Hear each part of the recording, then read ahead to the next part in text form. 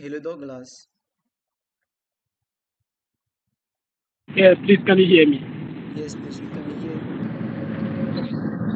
All right, so then let me begin. I think my brother has already done the introduction. So, good evening Oh, once again. Welcome to the NurWay Africa weekly postgraduate tutorial session.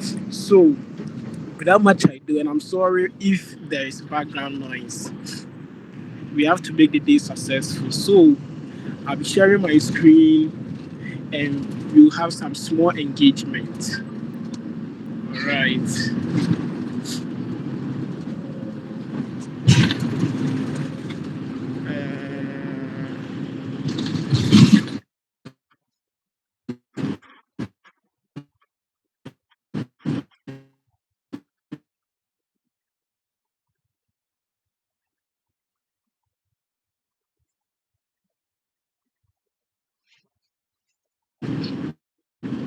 All right.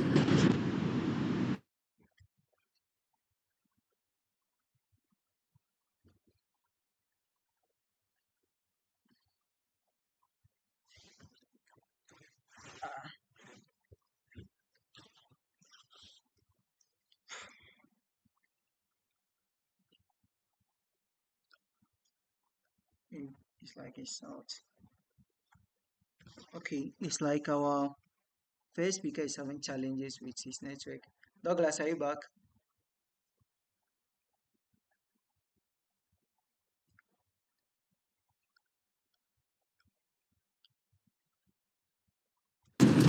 Yes, please, I'm back. So if you are having challenges in sharing Please, your can you hear? screen, I think you can just do the Can presentation that way. you hear?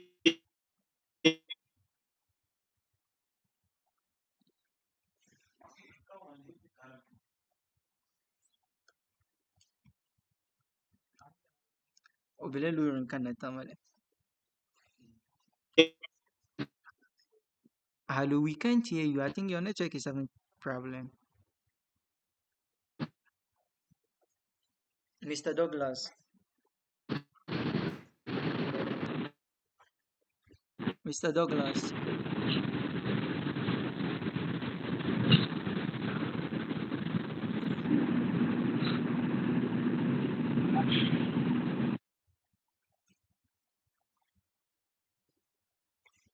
Hello, Mr. Douglas.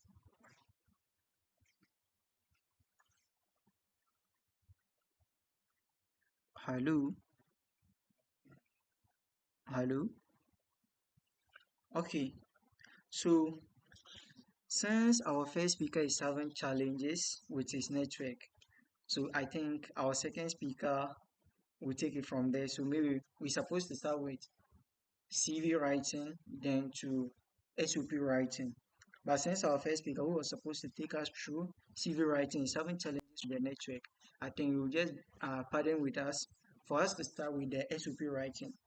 As and when his network is stable, he can come in and present to us uh, about the CV writing as well.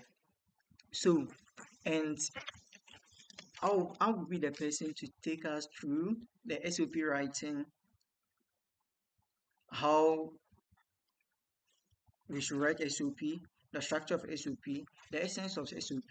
So I'll be the one presenting to you on that.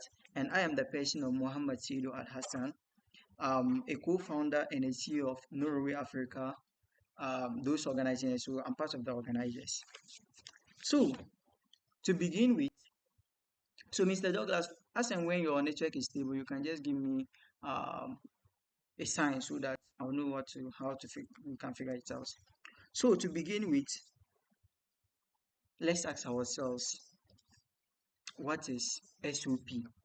Most of us, I think, we are hearing it for the first time. I think CV is not something new to us, but SOP is something new to most of us. SOP, it is an abbreviation of what? Statement of what? Purpose. So what then exactly is the statement of purpose? Statement of purpose, it tells stories behind your CV. So basically, if I want you to understand literally, I'll just tell you that SOP It tells the story of it tells the stories behind your CV. So because we've not have access to the person who was going to take us through the CV, we would have get to know that in CV you are not writing many things. You are just putting bullet points. We are just putting bullet points.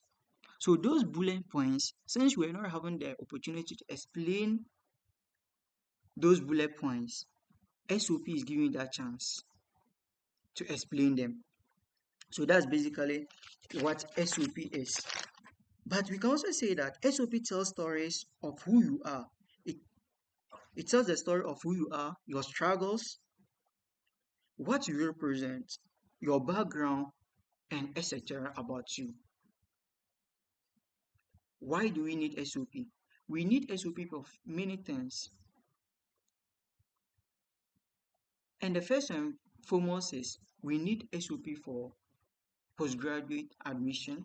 We need it for scholarship opportunities. We need it for internship opportunities. We need it for exchange programs. And we need it for many, many, many other things. Even some conferences, they do require SOP before they can admit you to that conference. And this explains your goals, what you represent, what you can offer, and what you aim to achieve. That's basically what SOP is.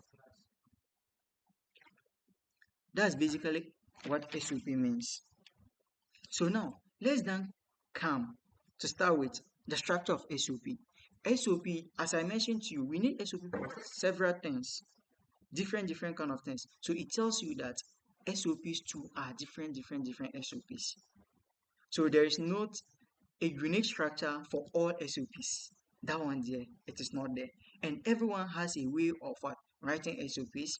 So that's why this our seminar or virtual meeting aims to bring different people from different backgrounds, diverse backgrounds, to speak to us on the same topics, such as CV writing, SOP writing, so that we can have multiple informations, so that when we are going to prepare our SOPs, we won't fumble. We have abundant informations that can guide us to write our SOPs.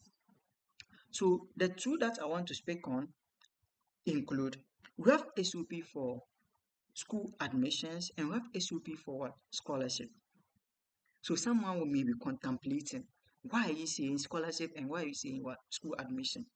For instance, especially in the United States, there are schools you can apply to, they'll give you admission, then they'll offer you funding. They'll offer you funding. So that funding, someone can call it scholarship, but it's actually not a scholarship. But it's just what? They offer you funding, which you are working for. Maybe they'll admit you as teaching assistant, research assistant, and they are offering you some kind of funding and monthly stipends. But now when we talk about scholarship, scholarships they are independent organizations. Usually they are not part of the universities that you are going to study, like Mastercard, like Fulbright scholarship, like Erasmus Mundus, like that. These are institutions that collaborate with universities. So for them, they have specific requirements aside the school. Maybe they might be looking for someone who is into leadership. They might be looking into someone who is entertaining, someone who is into social interventions. These are the scholarships. They might be looking for something different aside what the school is looking for. So when you are writing your SOP for those scholarships, it differs from the one who is writing for what? School admission, potentially that can give him or her funding. So this is basically what I can say about the differences. Now, let's then come to the structure. So this structure, take note of this. This structure is for what? Those applying for school admission and potential what? Getting funding, but not scholarship. This structure I'm giving, and that structure is not a rigid structure. It's not whereby if you don't do the things the way I said it does not mean that your CV is wrong, your SOP is wrong, or it won't be accepted. There are different ways of doing it, and a lot of people have different opinions about SOP writing. So I'm just giving my perspective based on my research and my studies, what I found out.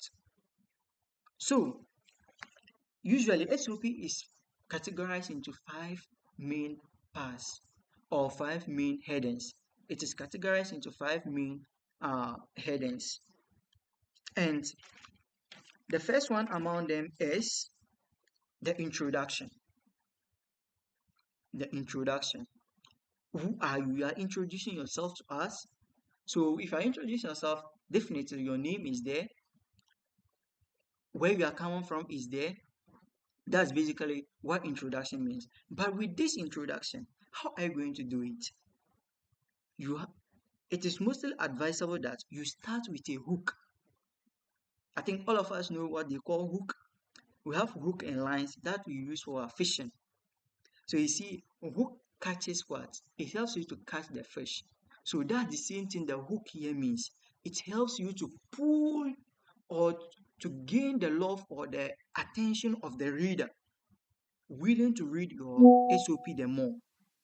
If people cannot, they are not feel attracted to your AC, something is not pulling them to read your SOP. At the end of it all, they might feel bored and they will not even read through. And if they don't read through your SOP, definitely you all know the answer. If they don't review your SOP, then that means that you are not going to get the admission or you are not going to get the funding that they have for available for students. So you have to get what a hook that will pull them, that will attract them to read your SOP. That will make them be thinking like, I need more, I need more, I need more. I need to hear more, I need to hear more about this student. That is what I call hook. And the hook can be a story, the hook can be a quotation, etc. It can be any of what I've mentioned. So now, let me give an example of hook from some people, and I also cite an example of SOP that I've been editing, a friend SOP that I've been editing for some while now, how it sounds. For example, there is an SOP, uh, for the sake of privacy, I won't mention the names. For example, there was a girl who, after ACHS, one way or the other, stopped school due to pregnancy and she gave birth. And when she gave birth, accidentally, she, uh, what will I say? Her child was having an issue with a certain disease. And because of this, she was making inquiries about that disease, making a lot of researches about that disease.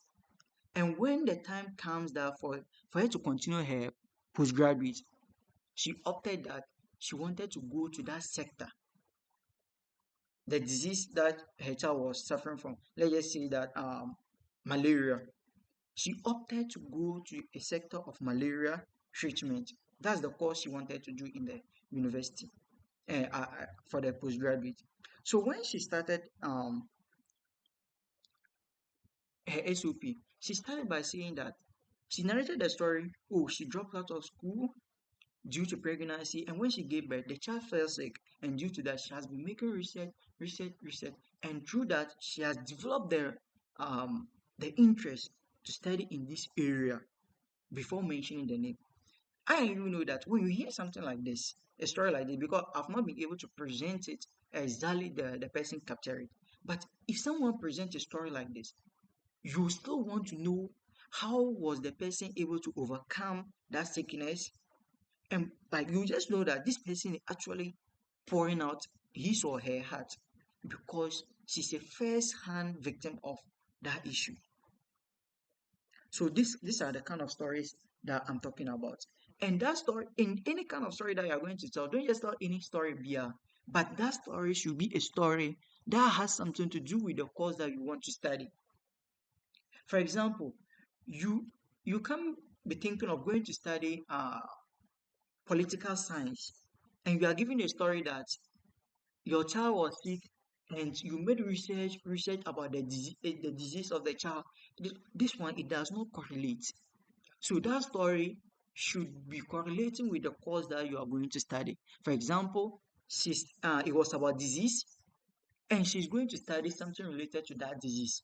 That's perfect match. For example, You cannot have an experience of working in radio station that has to do with radio speaking, public speaking, and you capture that story when you are going to study your postgraduate in engineering. So this is something that we should keep in our mind. So now, some of us may be wondering, Charlie, me dear, like, how will I get those kind of stories? How will I get the intriguing stories to pull people, to pull attention of a reader to my SOP? And there's one thing, you have to make your SOP very engaging, very, very engaging, and in such a way that the person will be reading it and it's like you are speaking to the person. You are in front of the person, telling the person your story so that the person can sympathize with you or empathize with you. So, how do you get intriguing stories? How do you get intriguing stories to start? Because most of us, we might not have information as to what SOP is. So, where do I start to the other? So, these are the things I will recommend. If you are going to use quotes and you don't know which kind of quote that you are going to use as a hook, try and Google quotes, or you can leverage on AI to give you quotes related to the course. So just type the course that you aim to do in that school, then tell AI to give you what course that you can use to start your SOP relating to this course. This is one of the things you can do to give you the course related to that. And for the course, those of us doing engineering, I think the course is not for us usually because I'm still figuring it out how engineering student can use codes for his or her SOP. I think it will be very difficult unless you are too exceptional to do that. But those doing something like social chain communication, those doing like political science, those doing like these things, I think those people are the perfect people that can use codes for this, to start their SOPs, and it will be very very good. But engineering, we need stories of engineering backgrounds. For example, I am offering agriculture engineering. So, for example, if you ask me to start my SOP, I'll tell you that I grew up in a farming community under my uncle. Growing up with my uncle, I saw them season in, season out, contemplating, guessing as to when to start farming and when to stop farming. They are doing this because they cannot predict exactly when rain will stop, when rain will start coming, or when rain will stop. And at times, they might guess rightly or they might guess wrongly. They will either farm thinking that the rain will come, and at the end, there will not be rain. And by the time rain will come, all the seeds they sow will, will spoil. Or, better still, rain will start and they will be thinking that the rain will so stop and they will not farm. By the time they realize all their farmlands are waterlogged or flooded with water where they cannot farm again. And this means that the whole year they will not farm. As the part I'm coming from, they only have one season in a year. So a failure in that means that the whole year there will not be any farmer. So this tone keep ringing in my ears as to what can I do or what could be the possible solutions. And through my studies, I came across an Indian journal that stated that upon the abundant water on the surface of the earth, only 3% is fresh water. And this 3% of fresh water that is available, that is there, only less than 1% of it is available for human use. Only less than 1% of um, the fresh water is available for human use.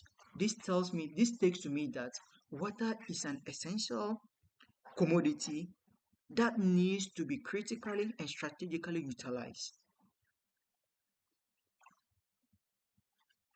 So going to study my agriculture science in my SHS and proceeding to study agriculture engineering at the university, it helped me to join a strong passion for soil and water conservation. Like, this is the kind of story. This story is not structured though, but this is something like I could think of. This is something I could think of. It's from my background, my like experience. This is what I've experienced. So this is the kind of stories I'm talking about. Craft a story that is about what you've experienced from your background, your locality, even if it is a false story, but try to make it feel like your own. So this is basically the example, what I can say about what the intro. After the story, you introduce yourself, where you are coming from, the country, the community specifically. Just mention all those um just mention all those information about yourself. Then the second thing that is there is what? Your education, your educational background. Your educational background. So, and let me put this one before going to the educational background. When you are writing your CV, it is advisable that all things that you are going to talk about regarding your experiences, your educational background, and etc., it should be something about your SHS. Sorry, I said SHS. It should be something about your college, your university, your first degree, your diploma, what you've done, but not what you did in SHS, what you did in JHS. You can only mention what you did in SHS if that thing is a very, very important thing.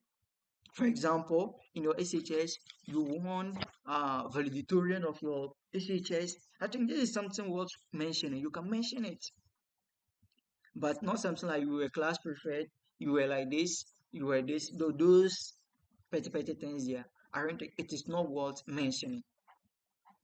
So all things that you are going to mention, it should be from what? Your university, what you did under your undergrad or your diploma studies.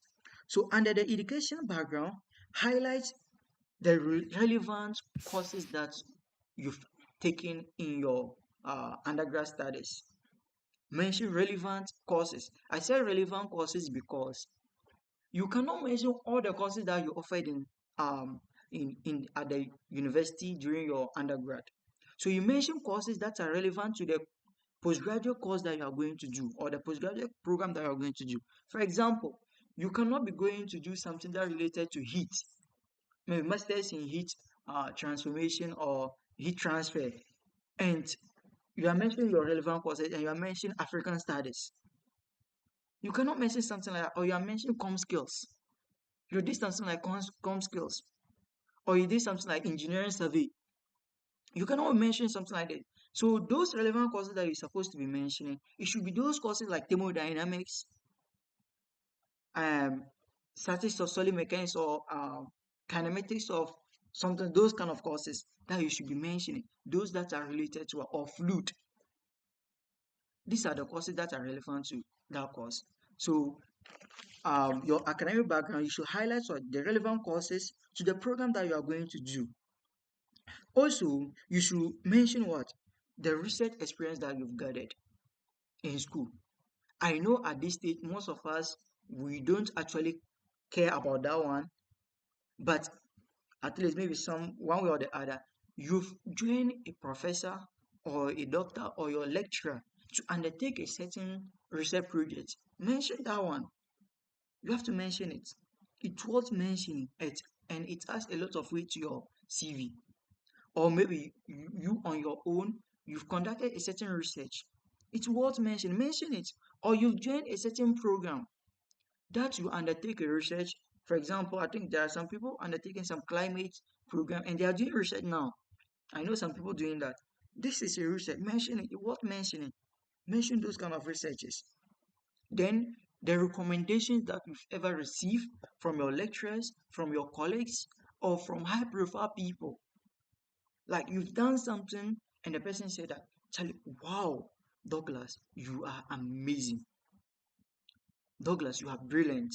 This, you are this. You are this. Dalton, you are this. You are that.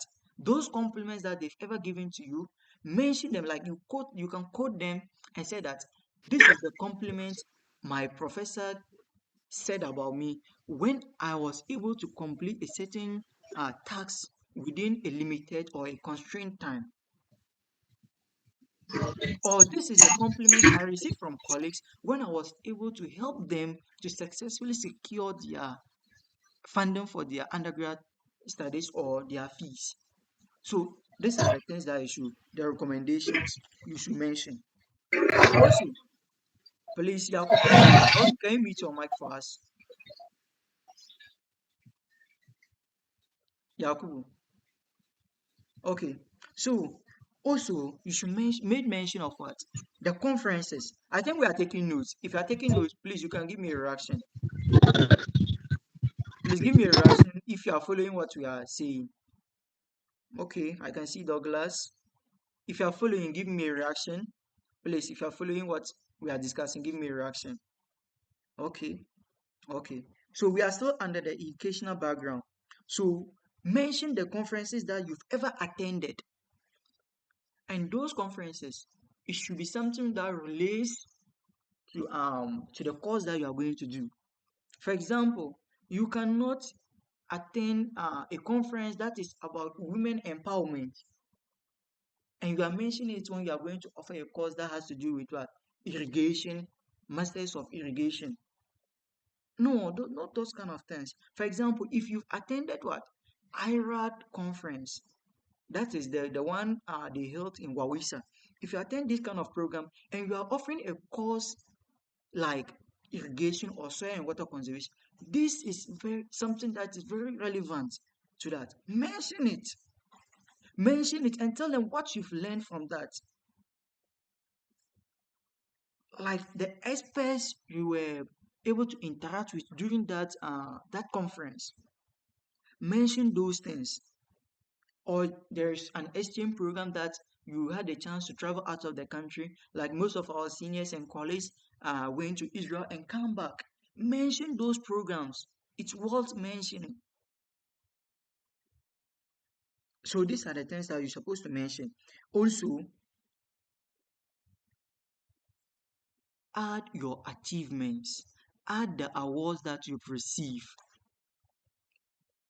So as I said earlier, it is not recommended to mention your junior high or SHS achievements here. But if that SHS achievement is outstanding, mention it. For example, if you want overall best student of your school, this is something worth mentioning. Mention that one. But aside that, any other thing, maybe or you won science and maths competition with your school, mention that one. You won robotics show with your school, mention it. These things worth mentioning. But aside that, your university, what are your achievements? What award have you achieved? What citation have you received ever? Like we did GISA awards. They give us some citations. Mention those citations. What positions have you held in school? The position you've held in school and what achievements have you gotten from that one? Mention all those things from under the educational background. That is the second heading. Then let's move on to the third heading. That has to do with your professional experiences.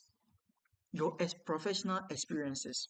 So this professional experiences has to do with what? The internships that you've done when you were studying your undergrad. For example, you did attachment. It's an internship. Mention that one. It's worth mentioning. What have you learned and how does it relate to the program that you're going to do? Or maybe you've undertaken some internship either virtually or in person. Mention those one under your professional experiences. The jobs, these jobs here, maybe after school you were able to join some NGOs, do for some voluntary work, or you get some job doing then and you want to continue with your postgraduate. Mention those ones and how those things has prepared you to study your postgraduate program. Also, the leadership positions that you fill in the school, mention those ones. These are your job experiences. What experience have you gathered from that? Mention that one too. Also mention your teaching experience. For example, I think those from UDS and the School of Engineering, there was a program they call Student Academic Assistance. Those people that were heading those programs, these are your teaching experiences. Don't forget about them. Mention that one in your SOP. So that's basically what I can say about your professional experiences. Or if you have anything that is similar to what I've mentioned, you can mention that one. There's no problem with that. The fourth or second to last, the second to last I'll mention is what? Your academic and professional goals. What is your academic and professional what? Goals? So at this place, talk about the research interest that you have, not researches that you've already done. The research that you have in your mind that in the future you are going to do it.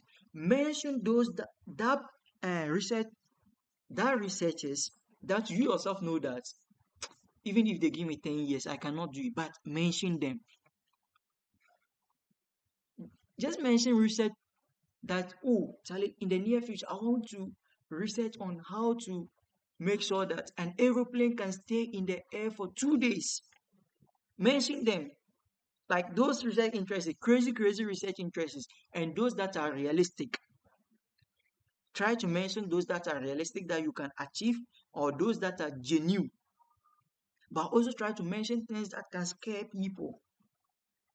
So these are the research interests that you have in the near future. For example, in the near future, you want to explore or assess the efficiency of solar powered irrigation in northern Ghana, or you want to assess how you can integrate solar power and wind power, solar energy and wind energy to power irrigation, or you are trying to assess the efficiency of different mulching materials, both organic and inorganic, in soil and water conservation. Like these are the research interests. These are the things you've not done already, but these are the things you are thinking of doing. That's literally what I'm trying to say. Also talk about what you aim to do after school. So what I was saying about your research interests, this was the academic goals that I was talking about. Then the professional goals, talk about what you aim to do after school.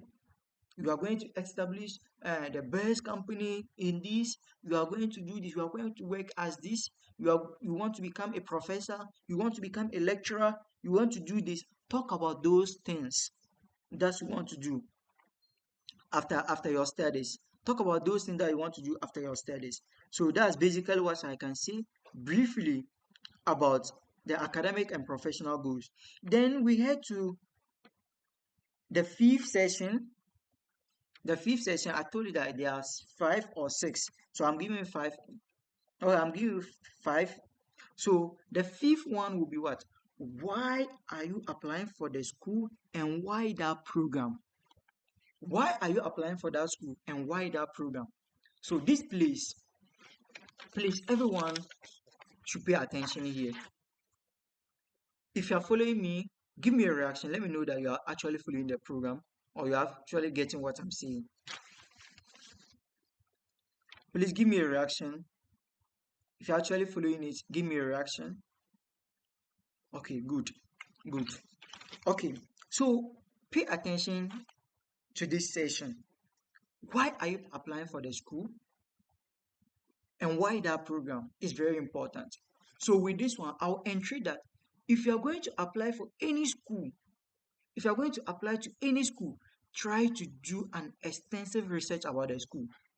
When I say extensive research, just go to the school page, go to their graduate school, s- go through their admission requirements, go through it, go left and right, go to their questions and answers section.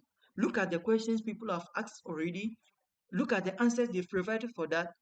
Look at the things that are in the school. Go to the department that you aim to do your master's or your PhD program. Go to that faculty or that department. Go through the courses they offer. Go through the professors that are there. Go through the research interests of those professors.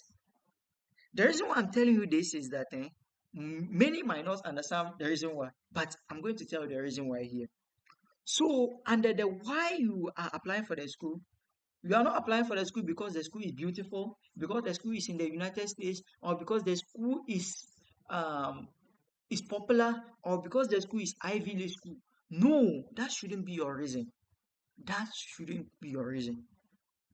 Or you are saying that because the school has a, the tallest story building in the United States. No, that shouldn't be your reason. The reason should be something more than that. So these are the things I would like. I will recommend people to include. These are the things I will recommend people to include. Tell them how the school will help you to achieve the goals that you've mentioned or you've listed during your professional and academic goal session. Tell them how the school is going to help you achieve those goals. For example, I forgot of something. When I was talking about the academic and professional goals, and I told you to mention what? Your research interest. So when you are mentioning your research interest, try as much as possible to plug in some professors in the school.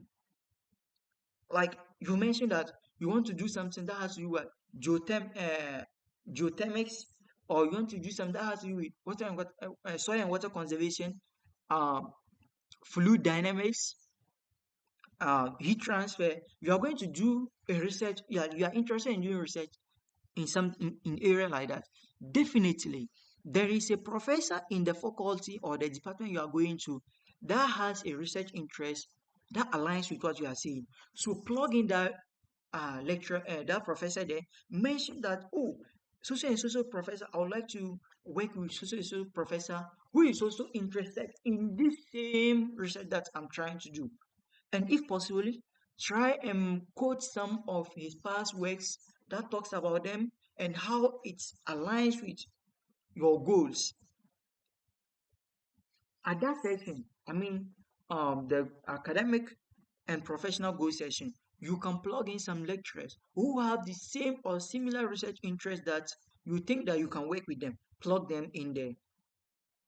And there are advantages, and there are actually advantages to mention or plugging in lecturers or professors like that. And in our subsequent meetings, when we invite experienced, those who already have scholarships, and those who are doing their PhDs, those who are lecturing now, when we bring them, they'll actually tell you how that can benefit you. So I'm going back to what? Why the school and why the program. Try to tell them how the school will help you achieve your goals. And also, another thing is what? Try to talk about the city, the state in which the university is. Because this is what once someone told me. The person told me that usually they bring some students to certain universities, and the students came at the end of it, or they are saying that, oh, media, I don't like the state. Like they sent you to a school in Chicago, and you're saying that you don't like Chicago state. Like the environment in Chicago is not favoring you. And the school has nothing to do then to bring you back to your country. But already they've already incurred some expenses in you. So because of that, you have to talk about what? The city in which the university is. Tell them like you like the city. Tell them some interesting things about the city for them to know that you actually know where you are coming to. You actually know where you are coming. It's not like you don't know the city, like whereby they will bring you and you say that, oh, you don't like this place. Tell them that you actually know the place. You actually love it. You like the like how like just talk about the city. Then another thing that we shouldn't overlook is that talk about the school community. Talk about the things. So, and all this one I'm saying, if you don't make research, you can't get them. AI can actually not help you with that. Even AI is going to help you. It will end up giving you concocted stories. So you have to do the digging yourself. You have to do the research yourself. Go through the school page. Talk about the kind of community they have, how diverse their community, how they relate with each other, how they welcome international students, the general school community, like their student politics, how they do it, how interesting it is, and how you can contribute positively to that community. Talk about how you can contribute to that community positively. Then don't forget about your African communities in the school, or your GH communities in the school, or your Akan communities in the school, or your Dagomba communities in the school. If there is one, talk about them. Tell them you are actually a Dagomba, you are actually an Akan, you are actually an Hausa, and you speak Hausa fluently, you speak Twi fluently, you speak Dagbana fluently, and you would love to be part of that great community or that great African community in the school. Talk about those communities. Don't forget them. Don't ignore anything. And all this, you cannot get it anyway unless you do your research very well. And in our subsequent meetings, we'll just share our screens. We'll type in, we'll see how we can do our research on different school websites, how to get professors, how to do this. All those things, we'll show it here live in college. So it will be a very practical session. So let's now go to the last one. I told you there are five. So I've mentioned all the five. The last one has to do with your conclusion. And the conclusion, you start from your introduction, the your introduction, you start from your introduction to your educational background, your professional experience, your academic and professional goals, then to why do so all those things you summarize them in the conclusion and tell them that you hope the admission committee to review or find your SOP worthy of getting admission into the, and you hope to give them what the best, and you hope to offer your best to the school, help improve them, because this is basically that's it. And you have to do that because don't sound like, oh, in Africa or in Ghana they say that we shouldn't talk about certain things, like it's like you are boasting, you are showing off. No, for the postgraduate studies, they don't actually give admissions because your father die, your mother die, or because your family cannot afford. They don't give scholarship or funding to those people. They give funding to people that can actually contribute to their university, that actually can offer something to their universities. But they are not giving it based on sympathy basis. They give it based on a merit basis. They give it to an outstanding student. They give it to an outstanding student, a student that can make history in the school. So talk about your achievement. Tell them that you are actually that best person they can get. And if they don't actually get you, something will happen in their school. Like their school will not be able to, like, just tell them how your absence, if they bring you the changes that you can bring to the school or to the faculty that you are going into. Tell them that, but don't brag. Don't brag. Talk about your achievement boldly, but don't brag. Don't brag about them. So give me a reaction so that I'll know that we are all at the same pace. We are all following the conversation. Give me reactions. Okay. So this is actually what I have to say about it. And if you have any questions for now, you can ask me so that maybe we can give a way to that. Then we'll move on to our next session, which is the CV writing. I think our speaker is ready now. So please, if you have any questions to ask about this, you can just okay, Mr. Vincent. Mr. Vincent. Mr. Vincent. Hello, Hello, Mr. Vincent. hello, Mr. Alhassan. Yeah, Mr. Vincent. I can hear you. You can okay. Well, I'm very grateful for this seminar that we are having. It's it's very helpful. Well, I've gathered some questions here that I want to ask, Okay. and without further ado, I'll start to. So my first question is uh, A- AI involvement in the essay writing. I think we have Nowadays there are artificial intelligence Okay. detectors. Okay. So if you you the essay that you write, if you make it AI intensive, Okay. I think they might use this detector to detect, and it might make your it might disqualify your essay. Okay. So what do you have to say about that? And also my second question about creating the hookup, creating the hook for the introduction. Is it always important to include your name in the essay? Is it really important? Because most of the time I've noticed that we there's a general format that most people use. Like they introduce themselves, they talk about the field that they're into. So so I think that maybe if you could say, and in most cases the application forms demands that you provide your name. They are mostly you're mostly given a form to provide your name. So I think including your name in the essay is more like redundant. Okay. And even the address, the address part, you include your name, and then when you're signing to, you include your name. So I think including your name a lot in it, it's a bit more. Um, it should be a concern for us. Okay. So thank you very much for. So Oh, you are still having some questions to ask. well, well, my last question. Okay.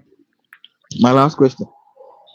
Okay, so my last question is about the the codes, Okay. the the the codes that you will use to create the hook. Okay. I think that helps. That helps really well. But uh, as you were saying, if you uh, I think for that part you limited it to those people who were learning about the societies and those things. Can you expand on that one? Okay. I didn't get it quite well. Okay. Okay. That's all. Is that Yeah, that's all of my questions. okay? Okay. So thank you very much, Brother Vincent, All for of my questions. those thoughtful questions. And your second one, I won't call it a question, but it was more like addition. We were just adding something up. Yeah. So for the AI matter, like involving AI, actually, most professors that you can see, almost most of them uses AI. And I had an encounter with um, someone from a certain university. Let me just Hartford University, who was um, something to international students. He was taking care of international students. So he told me that AI is actually not a bad thing to use. But the only bad thing is that if you make AI think for you, because we are actually no one is actually perfect within for the English grammar or writing. Even the white themselves, even though it's their language, they are not good in the writing aspect. So you can use AI, but make sure that it is your thinking. You only involve AI to help you polish your English or your grammar. So you don't make the AI do everything for you. That will sound too generic. Even if you take your time to write your paperwork like your own, like use your own hands, you type no AI something. and you write it very perfectly. If you are good in English and write it very perfectly, if they use AI to detect it, it will still detect AI features in it. And this is something that happens to my friend. He did an assignment like solely on his own, no AI, because the lecturer was very strict that if you use AI, he'll catch you in this. But after he was done with the everything. When he detected it, they were saying that there are AI features in that. So for the AI, use AI, but don't make the AI think for you. Like you have the structure, you have your own stories. Tell that your story, tell your educational background, tell where you are coming from, tell your experiences, tell your goals, your future goals, your academic goals, your professional goals. Tell the internships, the conferences that you've attended. Then you have the structure. Put them according to the structure. Then make AI polish it for you. But don't make the AI think for you. The AI doesn't know you. It doesn't know your family. It doesn't know where you are raised from. It doesn't know the experiences that you've encountered. So if you make AI to generate something for you, even if someone is just reading it, actually the person will just know that this is actually AI because um directly or indirectly it will just show misalignment between your SOP and your CV. Because remember I said something like SOP is like it tells the stories behind your CV. So if your CV is saying something different and AI and your SOP is saying something different, it's a red flag. But I would say that don't use AI to help you polish your grammar or do ABC. But you shouldn't make the AI think for you. So I think you can use AI to polish your grammar for you, but don't make it think for you. Think yourself, but let it polish your grammar for you. So this is what I can say regarding that. Then I think your second question was hey, I forgot to. Oh, please can you remember the second one My you mentioned? yeah, my okay. My second question was the creating of the hooking. You said you have to create a hook for the reader. Okay, okay, So I, wa- I was asking if it is really necessary to include your name in the content itself, okay, okay. because in most cases, yeah, I've seen people do that, and I think it's a common. It makes your to ma- to me this is what I think it will make your essay more general, Okay, to generalize it. So okay. I'm asking, is it really necessary? So including your name, it has an advantage. So remember this, SOP is not like a letter writing. So you don't have a web addresses or you don't have a place where you sign those kind of things. It's just like you are just writing a story about yourself. It's just like a story. And look at something here. Uh-huh, okay. And look at something here. There are instances those that will review your SOPs, huh? They might not be the same people to review your other applications. And you know what happened? Usually, those that review the SOPs are usually the professors that are going to give you the funding. And look at something. Assuming you just said something that is very interesting to a certain professor who was reading your SOP, and the person captured your name was mentioned, and they brought the list of students, and they now brought those professors around and tell them to choose the few students that they think they can work with or they can fund them. And it's like I remember a guy who said that he was from Kumasi village called Konongu, and this and this and that. His story was very interesting. No, he's called Vincent. So I think I can work with Vincent. So look at this.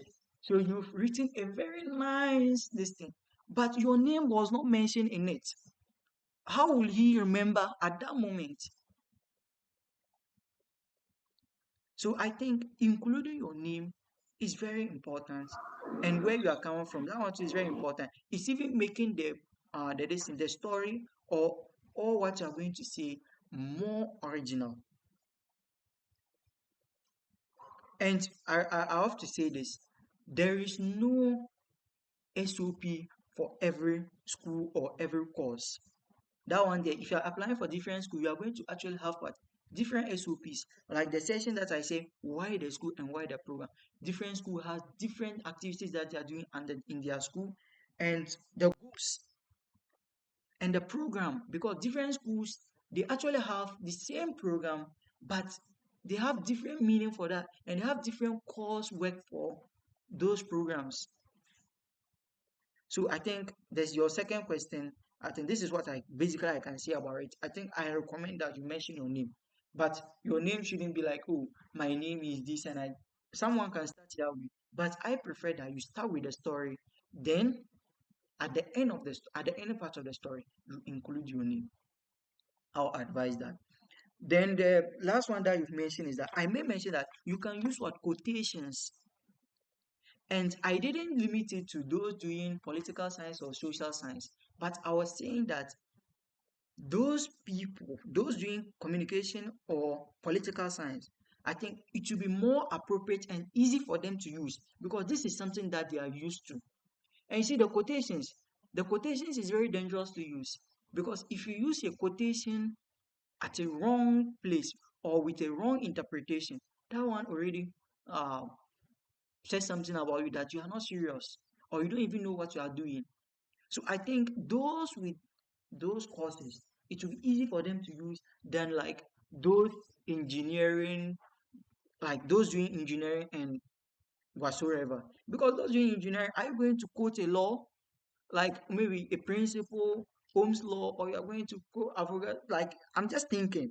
But I'm not saying that you cannot use quotation, but you can actually use quotation if you know that you can best utilize it.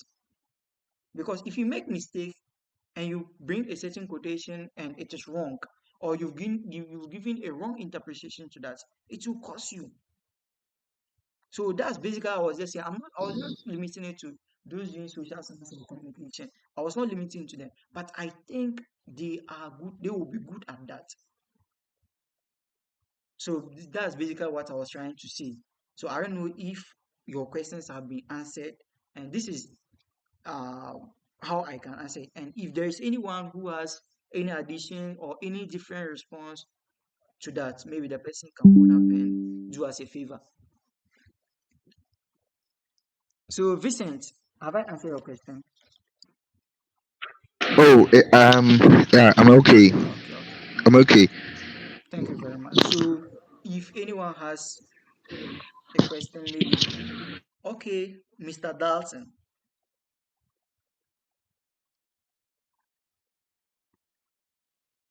Okay, please can you hear me? Yeah, I can hear you loud and clear. Okay, so I just want to ask one question, and that's how many pages are we to write for the SOP? How many pages? Okay, Is there a limited page, or we have to write as much as we can? okay. So, the fact that SOP is a story about you, you shouldn't write a book to them. Because remember, like they're going to review like thousands of students. So in case like someone can just pick your SOP, and if the person find out Charlie it's 10 pages, the person might not even try to even look at it at all, not to talk of reading it. So at least make it as brief as you can. Maybe quarter.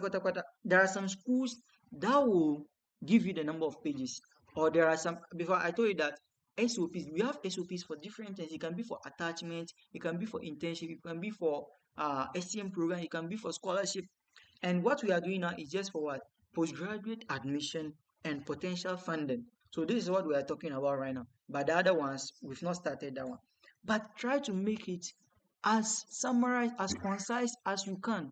Make it as short as you can. Maybe 2 pages. Maybe at maximum you can make it 3 pages. But there are some schools they will give you specifications and they can even give you word count. There are some people they can give you word count, and that's when they will give you the number of pages that you're supposed to write. But even if they don't give you the number of pages, try to make sure that it should be 2 pages or what, 3 pages. So this is what I can say about that.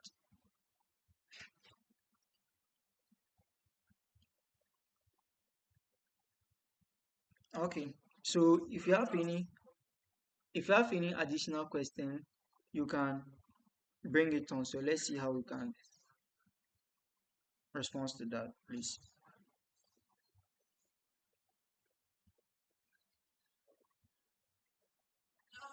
Okay, so if there are no more questions, I would like to introduce our second speaker, Mr. Douglas, to um it's like Mr. Douglas.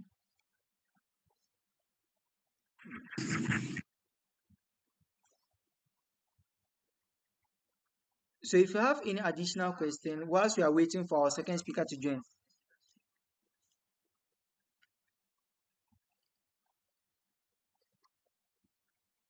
or any addition, if you have any addition or any idea about SOP that you think we can, okay. Vincent,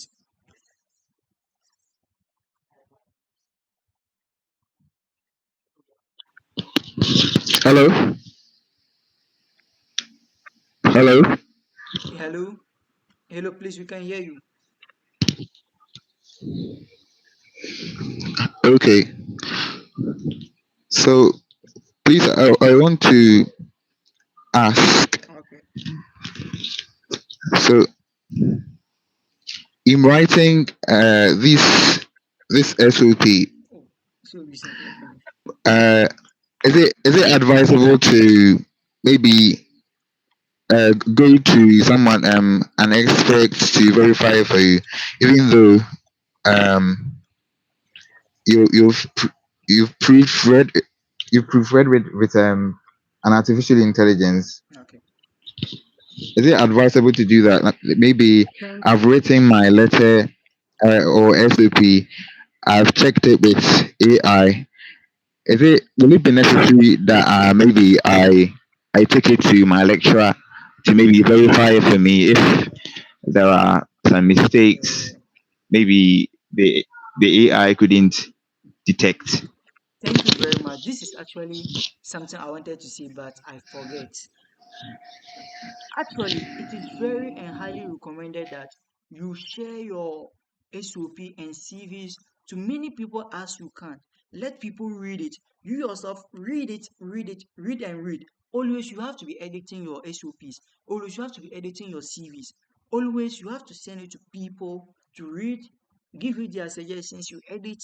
Like share your CVs to as many as you can. And while you're still in school, it is better you start writing the CVs, the SOPs now, because if you don't do it now and you wait till you graduate and you are applying, you are ready to go for your postgraduate studies, you rush, and since you are rushing, you just make some um, avoidable mistakes that will cost you. So yes, that's actually very nice. Try to share it. Let people read through, give you their suggestion, what they know about it, and yeah, that's actually very recommend. It's highly recommended. So that's what I can say about it. So I think our second speaker is having challenges with his network. So as I said earlier at the beginning of the program, this session will be coming every week, every weekend. It will be Sunday, the same time. Okay, Maji,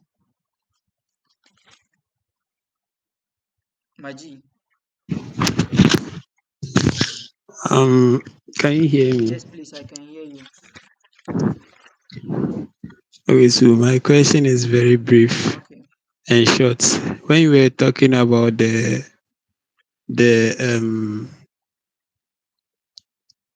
achievements that we've had in the university, okay, you were saying that we shouldn't mention those that we had in the GHS, SHS, and all this kind of stuff. okay, But in a case whereby you didn't, do a lot of things in the university, you didn't acquire so many things. All your works was based on the junior high school and senior high school level. okay, And you are required to mention only the relevant ones. Okay. Meanwhile, you two have done a lot of things that you would want to mention since you didn't do so many things in the university. Okay. How would you go about that one? Okay. Would you still just mention the few that you had in the university, Okay. or you can just blend all of them and Okay. Okay. So this is actually something that most of us are thinking of. Like we overlook things actually.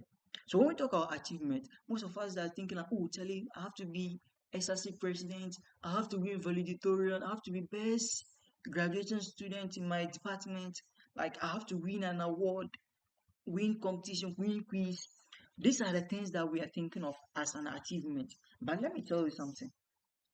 There are some very basic things that we are doing, and it depends on how you present it. I'm telling you, like you can be SRC president from like in this meeting, and someone like Abdul Basit, he will not be SRC president. His one is that maybe he was just a joker in your class, and the way Abdul Basit will present himself will win him a funding over you, the SRC president. It depends on how you present it and how you see things.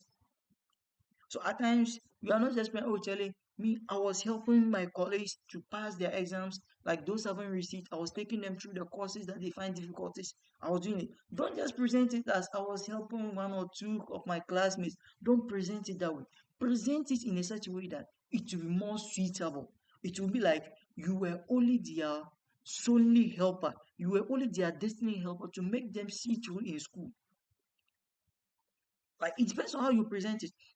So it's not like you have something few in school. That few things, it depends on how you present it. Even if it is one thing, it depends on how you present it, and how you present it can win you award. It's not about how the number of experiences that you have, it's about the quality of experiences that you have. For example, let me give you an example. I had a friend, he's now doing his PhD in the United States. He once told me that um or he once told us that because it was an open conversation.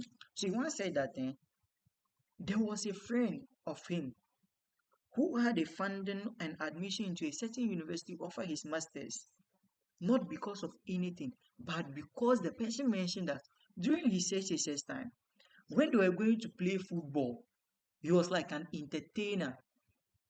He made people laugh, like I said, laugh. He made people laugh, like entertain people. He put smile into people whenever they were like entertainment or anything entertaining, whether football, jams, like those party, those kind of things. He made people like he made events look attractive and attract people to those events. That's what he presented. And because of that, the school gave him admission and funding.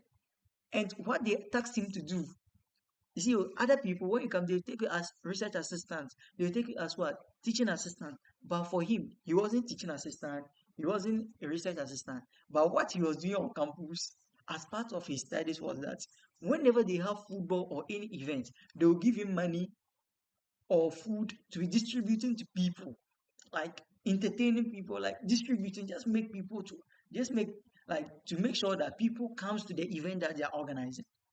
That's what he was doing, actually, virtually. And someone, maybe his friend is suffering from understanding certain concept, he will teach the person. He will teach the person. But he presenting it as if he was the solely destiny helper of over hundreds of people in their university. And he even gave figures. Like through my guidance, someone was in second class lower. Through my guidance and mentorship and this, he graduated with a second class upper. These are the things you can present, but we should be, if you have those uh, wow achievements, it's fine. If you don't have them, the little that you have, find a way of presenting it that will be very interesting for people to listen. So basically, that's what I can say. But don't go and bring SHS things that are not all that. It doesn't carry weight. The SHS thing that can carry weight is that maybe you won international or national competition, that one is fine. Or the whole of your school, you became valedictorian over overall best student. Those one, I think it was mentioning. But other things like you were SP, you were this, those things, I think they are basic. So Abdulmajid, I don't know whether if your question has been answered.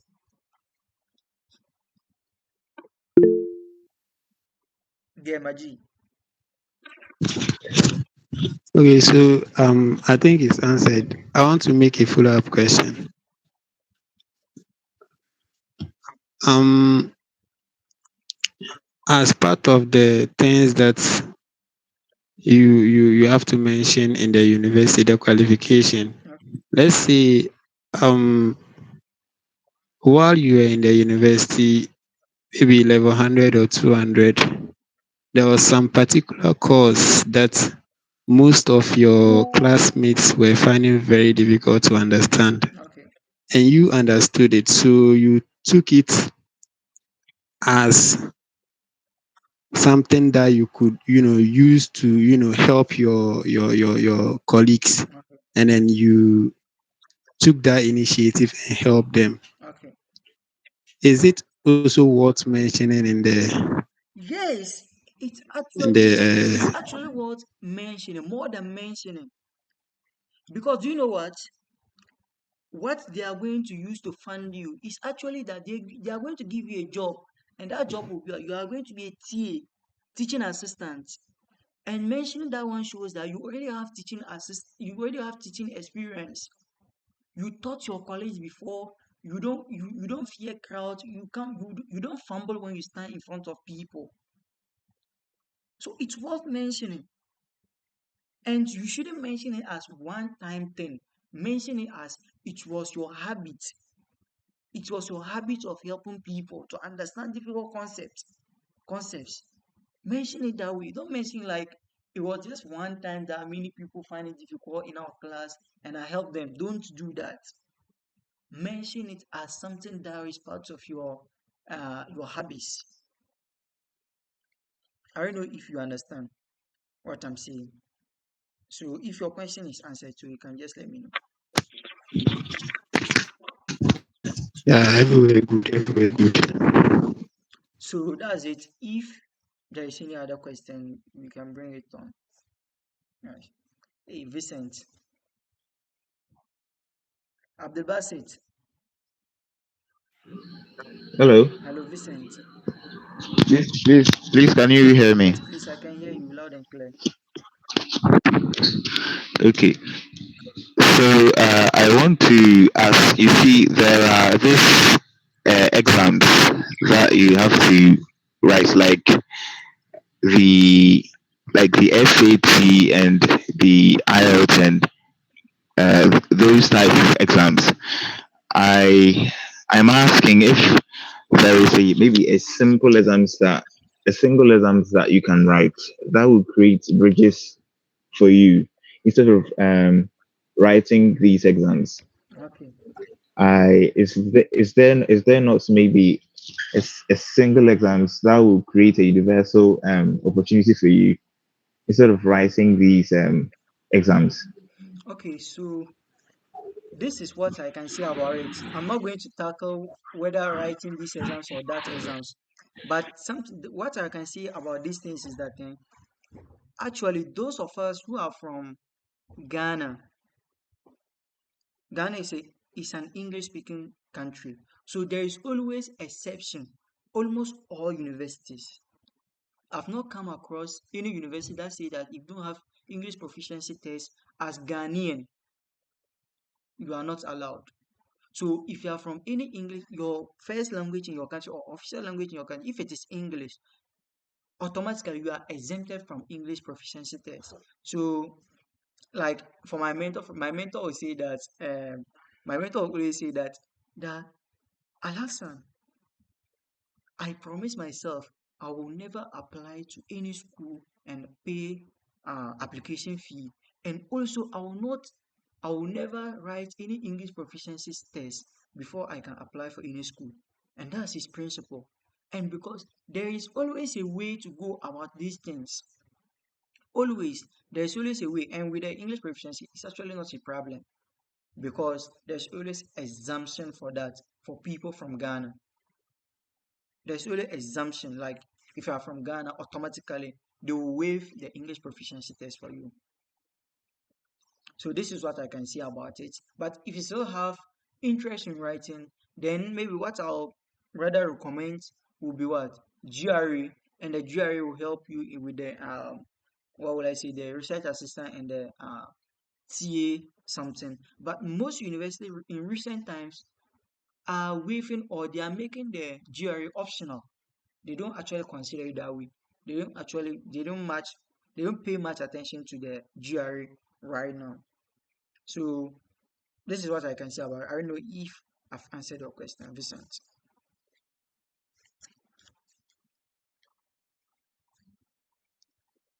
Yeah, if of course, if Okay, you've answered it. okay. Abdelbasi, Abdelbasi, say something.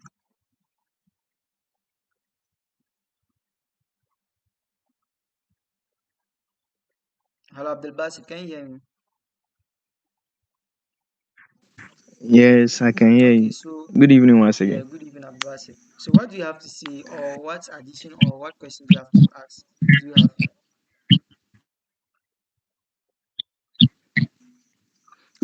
I think that to say Mr. Vincent just said it. It was about the IELTS and SAT, those Okay.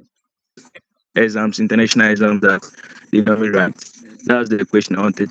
Yeah, so actually, as I said earlier, usually there is an exception from people whose country official language or first language is English. There's an exemption to that, but it is only compulsory for people who are coming from some countries like China, France, maybe Burkina, those non-English speaking countries. For them, there is always compulsory to them, and even those the schools that are rigid on it. Like the schools that they will say that if you don't have IUT or SAT, SAT, we will not admit you.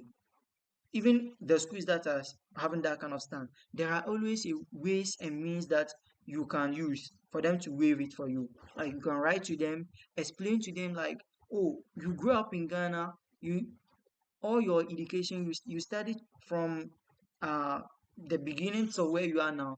All your studies has been done in Ghana, and they taught you in English from A to Z.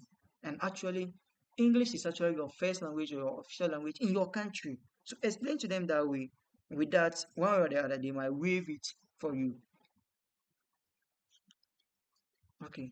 So if anyone has any other question, you can bring it on board. So, and if there is no any other question, then as I said earlier, this program will be coming every weekend, and it's actually not going to be only me. I won't be the only person speaking. I have senior men, I have mentors, I have doctors, and those doing their masters now, those doing their PhD in the United States and other parts of the country, other parts of the world. I'll be inviting them here week in, week out to speak to us on more about these things and within our own means what we've learned and what they've advised us on, we'll be sharing that one too as well. So this will become every Sunday, 8 p.m. on the dot. Actually, we're supposed to have our CV session with our brother, but he's having network challenges. So he won't be able to present his topic today, but hopefully, inshallah, next week he will join us with a CV session.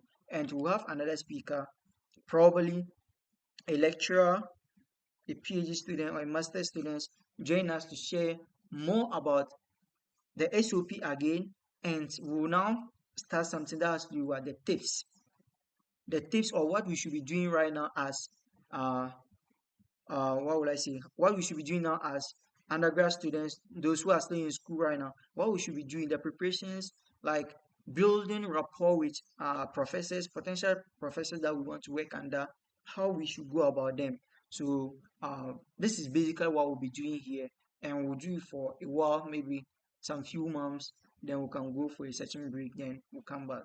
So that's it. So check in the message section or the will I say comment section. Our WhatsApp link, our WhatsApp channel and WhatsApp group links are there. You can join for more information, and if you have any question, you can put it there. Um, or you can inbox any of the admins and put up your question, then you'll get the appropriate response. Thank you everyone for joining. Thanks to everyone spending your time, like being here for about an hour 20 minutes. I'm really grateful, and may God bless you all. Thank you. Bye bye.